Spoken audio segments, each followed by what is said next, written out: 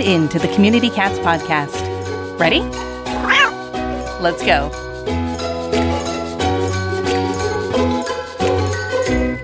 Welcome to the Community Cats podcast. I am your host, Stacey LeBaron. I've been involved helping homeless cats for over 30 years with the Merrimack River Feline Rescue Society. The goal of this podcast is to expose you to amazing people who are improving the lives of cats. I hope these interviews will help you learn how you can turn your passion for cats into action. And today we're speaking with Dr. Maggie Placer, who joined Every Cat Health Foundation in January of 2024. She graduated from Louisiana State University in 2009 and Purdue University College of Veterinary Medicine in 2014. Following graduation, she participated in an American Board of Veterinary Practitioners feline practice residency in the Woodlands in Texas. And she's also worked in Indiana, Illinois, Louisiana, and Texas, primarily in small animal and feline-only practices. She's a published author, her most recent publication being in the Journal of Feline Medicine and Surgery Open Reports. Dr. Placer currently owns and operates an in-home small animal practice and does relief work in small animal, feline, and high-volume spay-neuter practices in Louisiana and Texas. We also have a second guest with us today, Vickie Fisher, who is the immediate past president of the Every Cat Health Foundation. An original crazy old cat lady, Vickie has had a lifelong love of cats and bred and showed Maine Coon cats for more than 20 years. Vickie is the immediate past president of TICA, the International Cat Association, and recently retired approved all-breed cat judge and ring instructor. She enjoys meeting cat lovers all over the world and finds that though spoken language may be different, cat language is universal. Having initially enjoyed the board of Every Cat Health Foundation, formerly the WIN Feline Foundation, over 10 years ago, Vickie first served as the foundation's treasurer and currently is honored to continuing representing the foundation as its immediate past president. Every Cat Health Foundation is a nonprofit organization established in 1968 and is the only worldwide organization to exclusively fund and support studies to improve cat health. Prior to retiring to become a full-time volunteer, Vickie enjoyed a career as a certified public accountant, Secretary of the New Mexico Taxation and Revenue Department, Bernalillo County Manager, Deputy Chief Administrative Officer for the City of Albuquerque, and held corporate finance positions as a Vice President of Finance.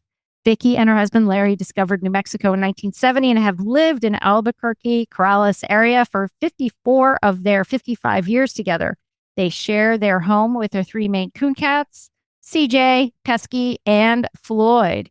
Dr. Maggie, I'm going to welcome you to the show first. Thank you. Very happy to be here. Appreciate it.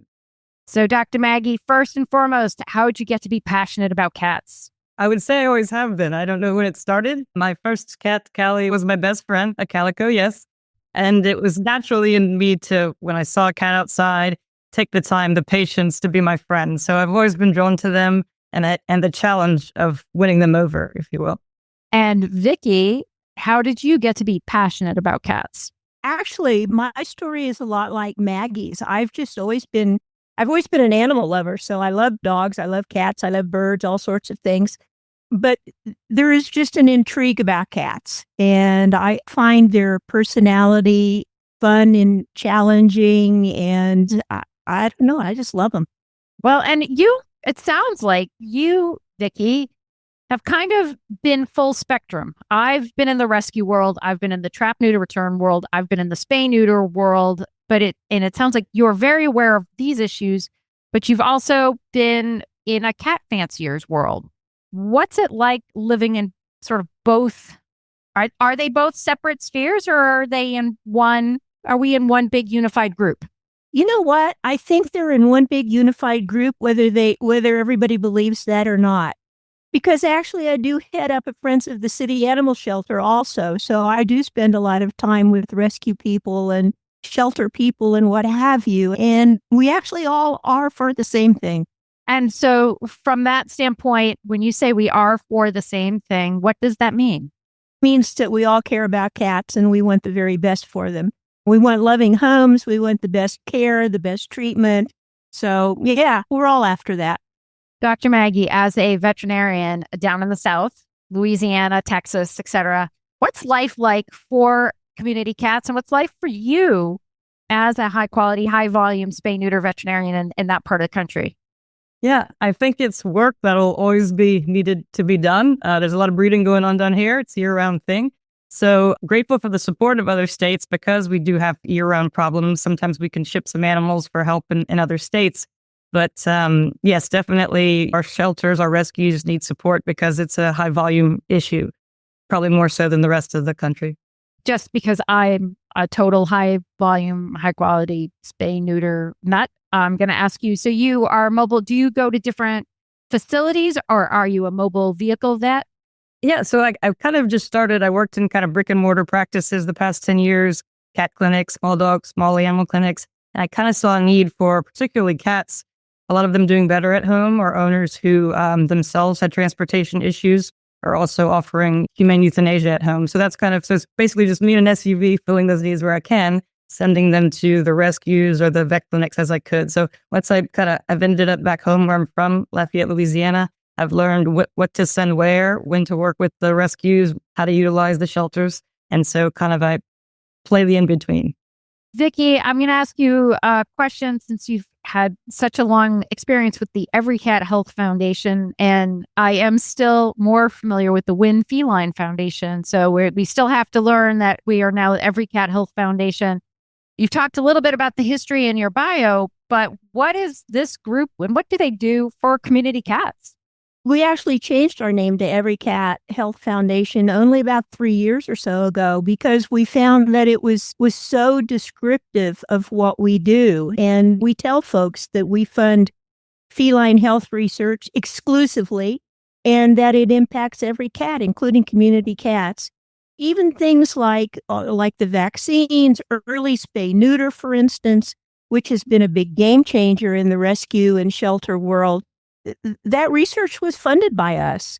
So we impact the health of every cat. It doesn't matter whether it's a pedigree cat or just a household pet cat in the house, community cats, shelter cats, and cats all over the world. So the issues with cats are pretty general and apply to each and every one. So I know we're going to try and devote some time today to talk about FIP and some of the research that has been going on there.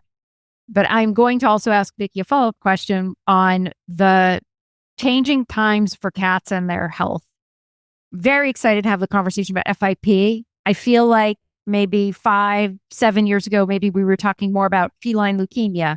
And then maybe 10 years ago, we were talking more about FIV. Have you seen this evolution of the different sort of disease cycles where maybe we're not talking about FIV as much as we used to? Or do you still feel like FIV, feline leukemia, FIP, they're all still on the hot list? Well, I don't know. This is probably something Maggie would want to comment on. But that research that we talked about, in fact, has given us good options for many of those diseases. So what has come forward are the things that we can now, that we haven't been able to tackle, that we can now. And we actually funded FIP research for probably 50 years, and it's taken that long for there to become a breakthrough that has actually led to a cure. And there's still just a lot of research that's left in that area. But again, I think the basic thing is, and this for sure, is that cats have finally come into their own. For so many years, cats have been second-class citizens. And the interest and the money and the research in small animal health was concentrated in dogs. And so all vets had was the notion that cats were little dogs because the health research that they had, the treatments they had, the diagnostics were related to dogs. But now, thanks to I Can Has Cheeseburger and the internet and cat memes, people have said, you know what? Cats are valuable too. They're great companion animals. And we need to get serious about finding the types of diseases that are specific to cats, the treatments, the nutrition, and everything. So it's been great. It's been wonderful. We love to see the impact now of interest in cats. Dr. Maggie, what are your thoughts on this topic? Yeah, it's a great question. When I was in vet school, so I graduated in 2014, I was part of a study in Chicago to see kind of the longevity of FIV cats in homes there. So whereas that used to be a more heavy diagnosis, we're seeing that they could live nice long lives. There was a study supported by probably WIN at that time, but how to better handle FELV testing and diagnosis in shelters. So we have this disease, what to do when in a practical setting. That's something that we've contributed to. And then FIP, unfortunately, doesn't care where the cat came from or where it lives. And so it's something that, as we were going to talk about the outbreak in Cyprus, this cat's being affected, we want to help or do everything we can to help them there. And from helping there, extrapolate to maybe quicker testing, more affordable testing, advance further where we are. And I did want to mention as well, I was speaking with our current president who has more experience as a veterinarian, you could say, maybe some years on me as well. But he was telling me when he was practicing, he had to counsel owners through, is FIP contagious? So I am grateful that I have been able to piggyback on that research and came out with a little bit more of a head start to avoid a panic. So that would only be possible with cat-specific research. So in working in cat-only practices, when I encounter dogs, which I also do love, I treat them like big cats. So I'm kind of flipping that around. So I really think that, it takes a focus on cat issues to help cats. Vickie, let's start jumping in and talk about the FIP research that was funded by the foundation. Where did this proposal come from, and how did the foundation approve it? And what was the origin story? And then maybe Dr. Maggie can fill us in on more of the details.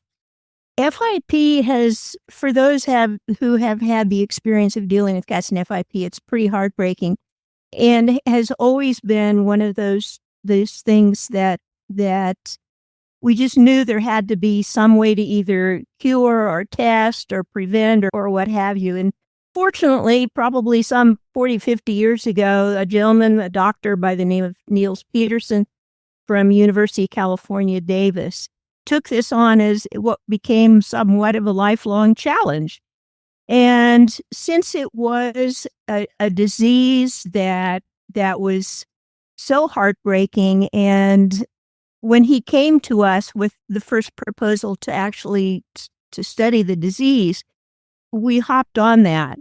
And I think he will tell you that he started out, because I don't quite remember that far back, but he started out looking for a vaccine, which he wasn't able to produce. And then he looked for a test, which didn't. And the last thing in the world he ever thought would happen would be actually that he would discover a cure. So now we're going backwards. Now we've got the cure. We want to refine that. We want to go back to the tests. We want to go back to the vaccines and hopefully backtrack. But it has been a labor of love for him and commitment to cats for many years. And it's been obviously one of our passions is first WIN and then every cat. The most recent thing that Maggie is best suited to talk about is that there was less than a year ago, I believe, or about a year ago, an unusual amount of cases of FIP on the island of Cyprus. And Cyprus, as is known for a huge community of cats, community cats. And what folks were finding was that cats were dying of FIP at a pretty unusual rate. And that caused some concern within the research community, within the pet owner and community cat folks about what was going on. So this little epidemic that we became aware of seemed like something that we really needed to look at and study, especially since we had, and cats had, the attention of researchers that were interested in this particular topic for cats from all over the world. And so basically what we're doing now is working with a consortium of researchers all over the globe that are totally focused on FIP. All right, Dr. Maggie. So let's get into this study that you've been involved with. Yeah. So one of the places we're starting off is what's different about this virus. Is it possible that it is indeed spreading from one cat to another without the mutation that we know is required in the form that we're used to? As far as the different treatments, we want to help these cats as best we can. So it becomes, what dose? We know what drugs work well. What dose works better for what form or symptoms, if you will?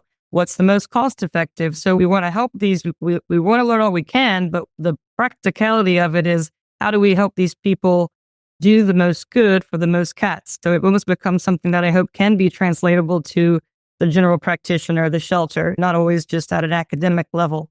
So what's different about it? How can we use what we know to help them? And because we are trying to help a lot of cats quickly, how can we streamline testing, prevent this from going anywhere else? And as many of us know, coronaviruses affect other species, including humans. So translational medicine, I guess you could call it, but kind of species helping species, and that in understanding this coronavirus better, how can that help other species, help cats, of course, but that's why there's a lot of interest beyond cat lovers. But that's our focus, is to learn what we can from the situation, help there, and then expand on what we learn.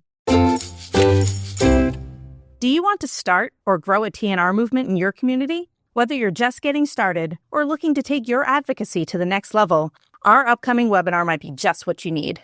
Join Neighborhood Cats on Saturday, February 15th from 2 to 4 p.m. Eastern Time for a virtual workshop, From the Backyard to the Front Page, Building a TNR Movement. A powerful session on how grassroots efforts can turn into real, lasting change for community cats. Learn from experts who've led successful TNR programs that not only save lives, but also gain public support and media attention. Find out how to mobilize your community and build grassroots support for TNR. Discover strategies for engaging local media and getting your TNR efforts the attention they deserve. Learn how to inspire volunteers and create a sustainable team for your TNR program. Get tips for scaling up your efforts to make a broader impact on community cat populations. And check out real-life examples from leaders who've successfully built TNR movements. You'll walk away with the strategies you need to organize, inspire, and make an impact. Plus, when you pass a brief test, you'll receive a certificate of completion to recognize your expertise. Registration is just $10, and you'll get access to a replay if you can't stay for the whole event. Don't miss this chance to become a leader in the TNR movement. Sign up now at communitycatspodcast.com. That's communitycatspodcast.com. Trap cats, change minds. Are you a proud cat parent looking for the perfect, affordable health care for your kitty? Well, look no further than the Community Cat Clinic, conveniently located in Woodstock, Georgia, just north of Atlanta and not too far from the Tennessee and South Carolina borders. The health and happiness of all cats are the top priorities at this feline-only hospital. From preventative care, spay, neuter, and vaccines, to specialized and innovative treatments like full-mouth dental, ultrasound, radio, iodine therapy, emergency blockage cases. They've got your cat's well-being covered. For the TNR community and local shelters, they offer easy-to-access low-cost spay-neuter services and volume appointments. So if you want to do a large TNR project, this is the clinic you want to go to. It's worth the extra trip. Appointments are available most days. Check out the Community Cat Clinic online at communitycatclinic.com or visit them in person at the Walmart Shopping Center at the Shops of Trickham on Highway 92 at Trickham Road in Woodstock, Georgia. More per, less price. Want an easy grant opportunity for your animal organization? Maddie's Fund is giving away a $3,000 grant each month to one lucky Maddie's Pet Forum member. You'll automatically be entered to win each month when you start a new discussion, reply to a new post, or upload a new library resource. Learn more at forum.maddiesfund.org today. So I'm going to get my little back of the napkin calculator here. So how many cats are on Cyprus? Wow, I don't know, a lot. And interestingly enough, there are a number of sanctuaries for cats on Cyprus. And not surprisingly, some of those happen to be monasteries, which is where humans and cats kind of came together many zillions of years ago as the rodent control in monasteries. So a lot of shelters there, a lot of community cats. I don't know, but I know that's a very large percentage relative to other places.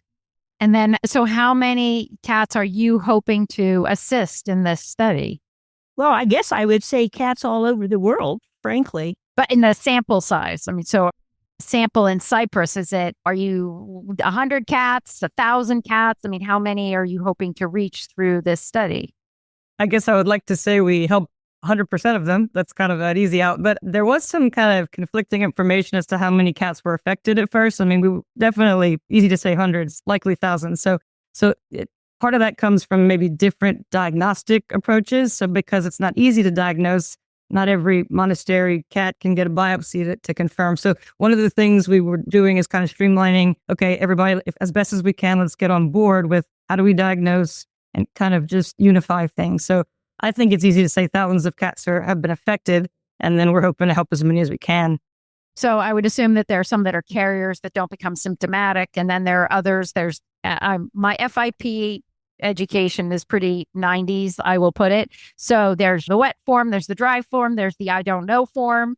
And then, so when in doubt, veterinary, it's got to be FIP. But it was much more of a worry when you were dealing with hoarding situations, with inbreeding situations.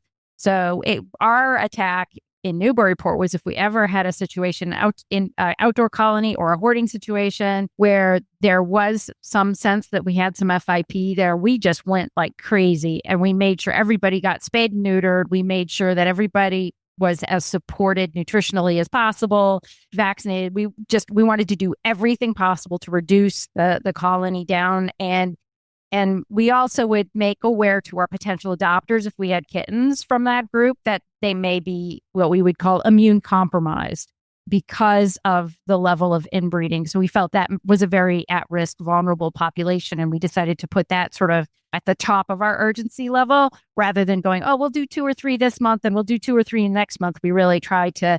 So I was thinking you do a heat map in Cyprus of where those FIP spots are. We do this in Massachusetts with a rabies outbreak. And you then just kind of do as much supportive care or population reduction as you can in those areas to reduce the spread of disease. Is that something that folks are thinking about, Dr. Maggie? Yeah, you make a good point in that FIP, a lot of things have changed, but some things haven't changed in decades. In that, just a quick little summary is a lot of cats are exposed and have feline coronavirus. Something within certain cats, and we're not certain what, causes it to mutate to the form of FIP. So to your point of limiting the number of cats, more cats together or more stressed cats, that could be a factor in what's going on. So we still don't know why all 3 of us here could be exposed to the feline coronavirus. Why does it mutate to FIP in me? Could this intense study in Cyprus help us to better understand that? That's speaking about the strains that we have always dealt with. This new one, there is the question, why is it possibly spreading cat to cat like we don't think happens in the strains we currently understand? Does that kind of make sense? So the point being, it's always better to keep them. It's that basic feline coronavirus that I mentioned that a lot of cats are exposed to maybe causes some stomach upset, but really doesn't cause disease. It's very hard to eradicate. So cleaning and things are always good. Decreasing the amount of cats together is always good. Less stress on cats is always good. But the way we understand FIP before this Cyprus situation is that it's not contagious, if you will. It takes something unique in the cat. Right. Vickie, any other comments from you on that? No, I think Maggie's pretty well covered it. We could go on probably for hours. So, well, I'm going to just share with you some of the anxiety and stress that I have had to process through over the last 30 years being involved in cat rescue and running a cat adoption center. And I can't tell you how many conversations I've had about FIP and FIP in shelters, and cat comes down with FIP or cat gets adopted and it gets diagnosed with FIP. And it's like, you have to shut down your whole facility and like the world is falling apart and all of that. And it's like, no, take a breath. And we've had these alarms go off with feline leukemia too. And the alarms go off with ringworm too. And so we have all of this, like, we need to be in a sterile environment. And we know a sterile environment is not a conducive environment to cats' well-being, for sure. And so we've had to find our mid-level range of providing comfort, hormonal comfort for the cats, as well as protection from disease spread and that kind of thing in a sheltering situation. And a lot of that is called capacity for care and all that kind of stuff too. And it is interesting because when we're talking about our community cats, they're outside, right? They're running around, they're breathing the fresh air. So it's not like this fake ventilated situation. They're outside. But yet disease does still spread, but I think it has a higher rate of spreading through mating and through fighting rather than sort of casual interactions. At least that's been our approach, really focusing in on the spay neuter and the reducing of the cat overpopulation situation. Plus kittens, they're not having a great time out there, being born outside and that kind of thing. But Dr. Maggie, I'd like to know your thoughts on having cats outdoors. Let's think a dream world. Every cat in a colony is spayed or neutered. It's ear tipped beautifully. It's got its rabies vaccine. So let's call it the utopian community cat colony is out there. Do you feel that there are risks to any of those cats having disease more so than the do nothing option? Sure. So I think there'd be a lot of argument and research for the benefit of cats having access to some outdoors. So catio, you can kind of cut that apart, but not community cats don't really have access to a catio. One day in this maybe magical world, yes. But to your point of when transmission requires a bite or saliva, hopefully that's decreased by the neutering and spaying situation. I would love for them to have microchips too, but that's just me dreaming. So the idea when we think of that once again, that basic coronavirus that doesn't always cause a problem, because that's spread through feces, that's hard outside, it's in the dirt, it's around cats and things. So yes, less violence between cats is great, which the fixing will help. But I do think that, yeah, of course, there's the risks of injury with the outdoors, but I think there's an argument to be said or something to be said for the benefit of that kind of situation. We're not trying to have cats that don't have homes, but I think that knowing more about, once again, FIP or how things are spread, we may be able to learn more from the poop of those cats to say, hey, this one could thrive outside, or this one has a little GI biome that is truly immune compromised. So then we make maybe a push, this one shouldn't be released. If it help, I guess my goal would always be less invasive, also less expensive testing that allows us to learn what we can from these guys and help them in a practical way that could benefit a larger population. Mentioned something, Dr. Maggie, that really got my interest. I know this is prevalent in human medicine. So are we looking for signs of disease like in cat stool? Like, is there anything with FIP in the gut microbiome analysis and trying to figure out if there's something different in a cat's one GI tract versus the other? Like, I think what we're doing in the human medicine field. Oh, you're right. I've been a part of a fecal transplant in a small animal patient. So, and while it sounds advanced, I mean, it's almost like a reverse enema. I hope your clients are okay, your fans are okay with this, are also capsules that contain a healthier form of the biome. So I think just growing up, the whole you are what you eat, or the fact that a lot of your lymphatic or your immune system lines your gut, there's a lot to be learned there.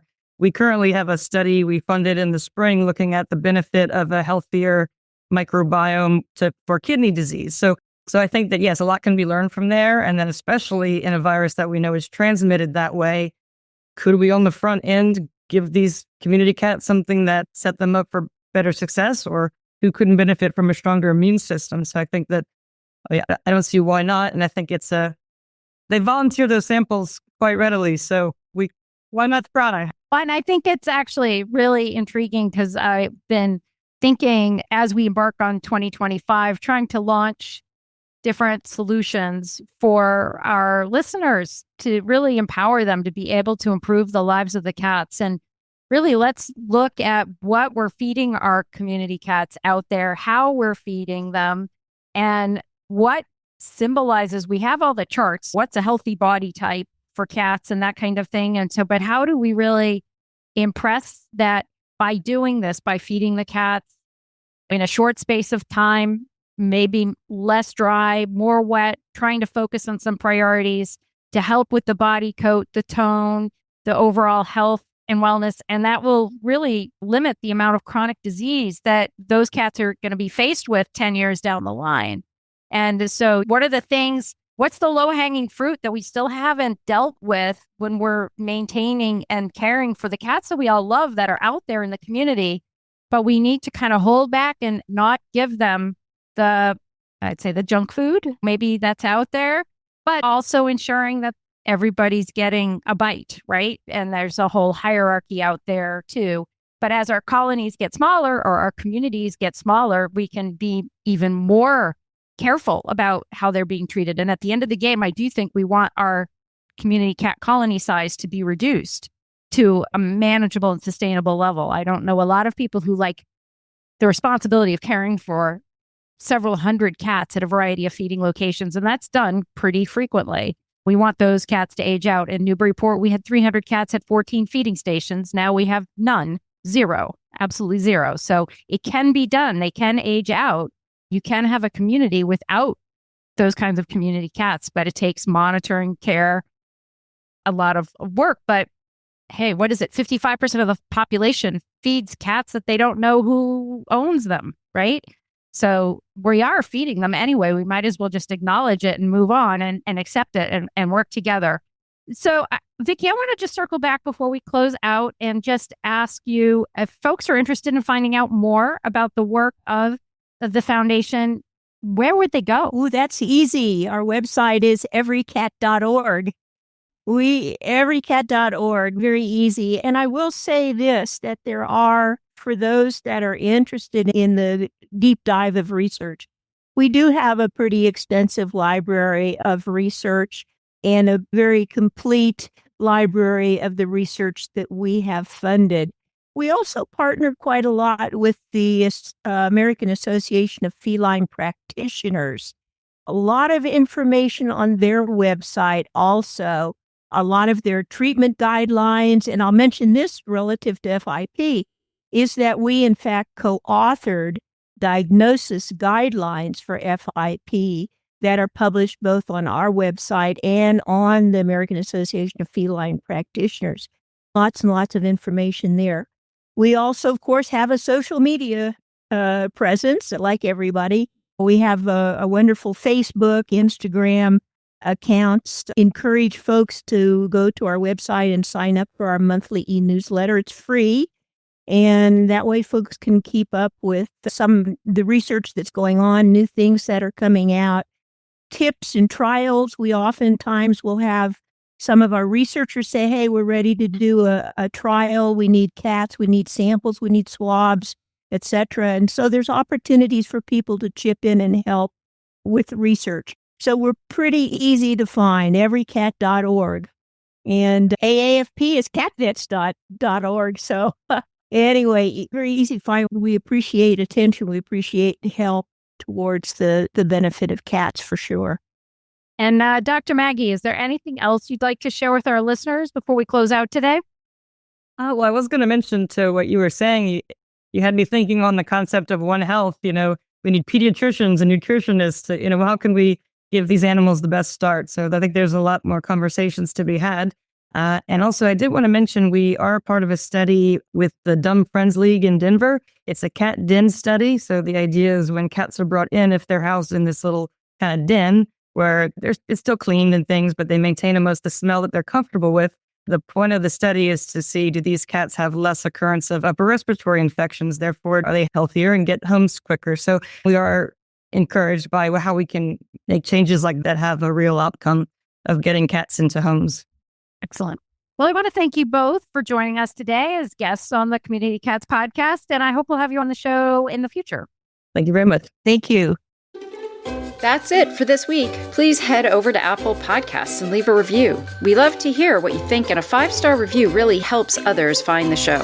You can also join the conversation with listeners, cat caretakers, and me on Facebook and Instagram. And don't forget to hit follow or subscribe on Spotify, Apple Podcasts, Google Podcasts, YouTube, Stitcher, or wherever you listen to podcasts so you don't miss a single show. Thanks for listening, and thank you for everything that you do to help create a safe and healthy world for cats.